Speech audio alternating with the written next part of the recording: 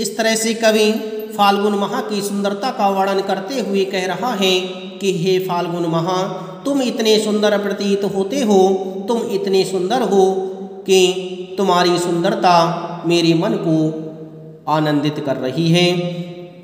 तुम इतने सुंदर हो, तुम्हारे कारण समस्त प्रकृति इतनी सुंदर दिखाई दे रही है कि मैं उसकी सुंदरता को देखते हुए अपने हृदय में समाहित नहीं हो पा रहा हूँ, अपने हृदय में उस सुंदरता को समाहित नहीं कर पा रहा हूँ।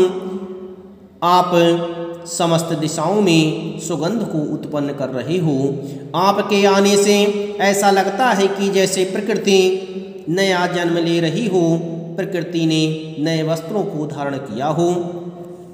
कवि कहता है कि हट नहीं रही है आँख हटाता हूँ, आँख जब आपसे हटाता हूँ, आपकी सुंदरता की तरफ से आँख को हटाने का प्रयास करता हूँ, अपनी नज़र को हटाने का प्रयास करता हूँ, परंतु मैं अपनी आँख को आपकी सुंदरता से नहीं हटा पा रहा हूँ।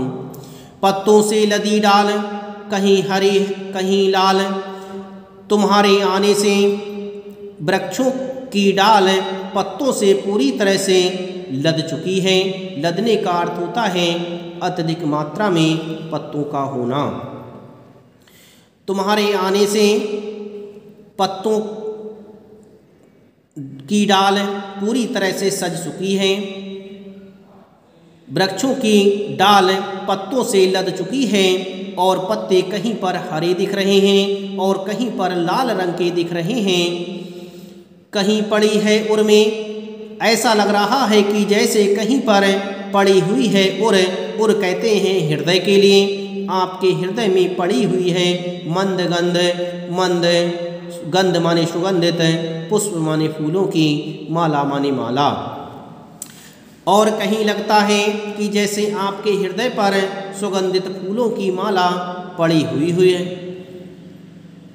आपके हृदय पर सुगंधित फूलों की माला पड़ी हुई अत्यधिक सुशोभित हो रही है।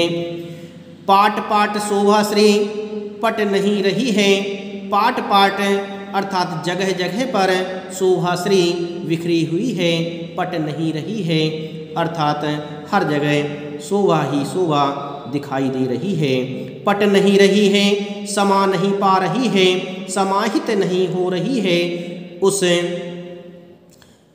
शोभा के लिए मैं अपने हृदय में समाहित नहीं कर पा रहा हूँ। आपके आने से समस्त प्रकृति अत्यधिक सुगंधित हो गई है। प्रकृति में नई बहार आ गई है। ऐसा लगता है कि जैसे प्रकृति प्रसन्न होकर के हंस रही हो। इस तरह से कवि कहता है कि वसंत ऋतु अनोखी ऋतु मानी जाती है और वसंत ऋतु फाल्गुन माह में होती है। फाल्गुन माह में प्रकृति पूर्ण वैभव पर होती है। उसकी सुंदरता इतनी अधिक होती है कि उसके लिए कवि अपने हृदय में समाहित नहीं कर पा रहा है।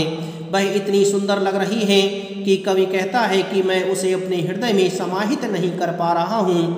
फाल्गुन के आने से वृक्षों की डालियाँ पत्तों से लद गई हैं। कहीं पर हरे पत्ते दिख रहे हैं और कहीं पर लाल पत्ते दिख रहे हैं। और फाल्गुन के हृदय पर पुष्पों की सुगंधित माला पड़ी हुई दिखाई दे रही है जो अत्यधिक शोभायमान लग रही है। इस तरह से कवि ने फाल्गुन माह का एक सुंदर वर्णन अपनी इस कविता में किया है। डियर स्टूडेंट्स, इस तरह से मैंने आपको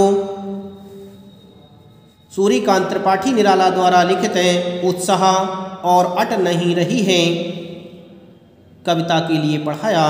मुझे पूर्ण विश्वास है कि आपने इस चैप्टर को अच्छी तरह से पढ़ा एवं समझा होगा। अब मैं आपको इस चैप्टर के प्रश्न हल कराऊंगा जिसे आप ध्यान से अपनी कॉपी में लिखेंगे।